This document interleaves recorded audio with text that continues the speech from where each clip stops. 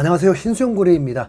트랜스퍼마르크트 기준 세계 구단 가치 6위의 클럽이자 9억 2,830만 유로의 선수단 몸값을 자랑하는 클럽, 우리 돈으로는 무려 1조 3,487억 원이라는 천문학적인 액수인데요. 네, 바로 첼시입니다. 첼시는 현재 포체티노가 감독으로 있는 팀이죠.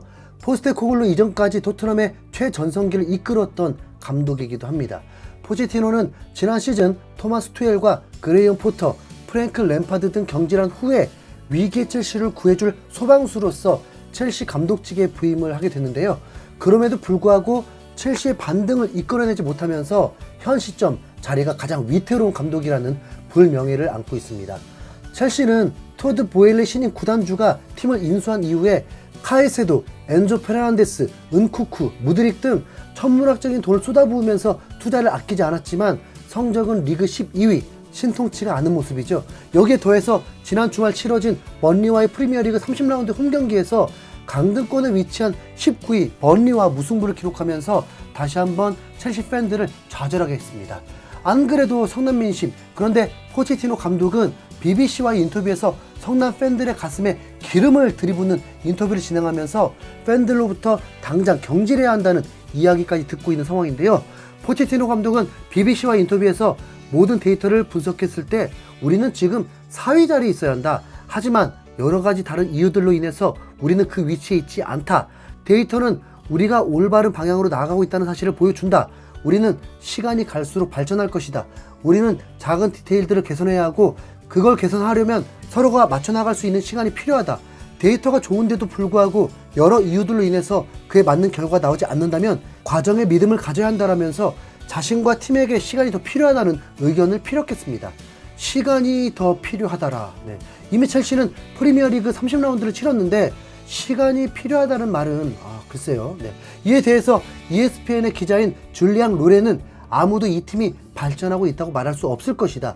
매주 매경기 발전하는 모습을 찾아볼 수 없다.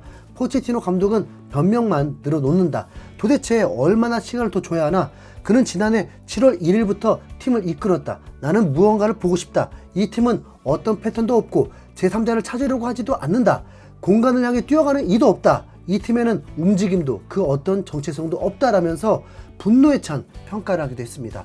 그런데 현재 첼시의 상황을 포체티노의 탓으로만 돌릴 수도 없는 게 영국 풋볼 런던은 첼시의 악몽과도 같은 시즌, 포체티노 감독의 위기와 39번의 부상이라는 제목의 기사에서 올 시즌 첼시 선수들은 39번의 부상을 당하면서 포체티노가 원하는 최고 수준의 팀을 구성하는 것이 불가능했다.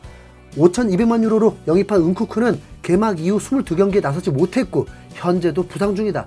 웨슬리 포파나는 이번 시즌에 출전하지 않았으며 시즌 내내 출전하지 않을 가능성도 있다. 바디아실은 이번 시즌에 3번이나 부상을 당했고 이미 6개월이 넘는 기간 동안 출전하지 못했다. 제임스와 추크헤마카는 5개월, 벤치렐은 3개월간 출전하지 못했다라면서 너무나도 많은 부상자들로 인해서 포체티노 감독으로서도 어쩔 수 없었다는 의견을 내비치기도 했습니다. 번리와의 무승부 이후 영국 데일리 익스프레스는 첼시 선수들은 번리전 무승부 이후 홈팬들로부터 야유를 받았다. 일부 선수들은 보일 구단주에게 시즌이 끝나고 포체티노 감독을 경질해달라고 요청하고 있다라면서 팬들과 일부 선수들이 포체티노 감독의 경질을 요구하고 나섰다는 기사를 보도했는데요. 이에 대해서 첼시의 레전드 지안 프랑크 졸라는 포체티노에게 야유를 보내는 팬들은 극성스럽고 팀을 와해시키는 팬들이다. 나는 여전히 포체티노의 선임은 올바른 선택이었다고 믿는다라면서 포체티노 감독을 옹호했고 스포츠 방송 진행자인 벤 제이콥스 역시 첼시 구단주는 당장 포체티노를 경질하지는 않을 것이다. 그는 여전히 남은 시즌 반등할 수 있다고 믿고 있다. 첼시가 FA컵에서 성과를 낼 수 있다면 다음 시즌 유로파리그 진출권을 따낼 수 있다면 그에게는 기회가 될 것이다 라면서 포체티노에게 여전히 기회가 있다는 의견을 전해오기도 했습니다. 사실 월크급 스트라이커와 제임스가 빠진 게 첼시가 힘겨워하는 이유 90%죠. 네. 그럼에도 첼시는 현재 FA컵 4강에 올라 있고 리그컵에서는 결승에서 아쉽게도 클럽의 리버풀에 패하면서 준우승을 거둔 바 있습니다.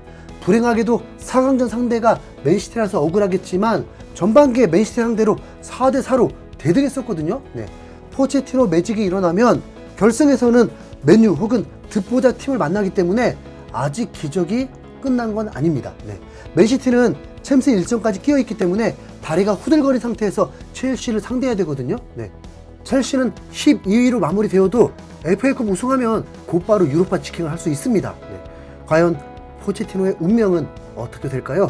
개인적으로는 살아남고 FA컵 우승하길 응원하겠습니다. 이상 흰수염고래였습니다. 시청해주셔서 감사합니다.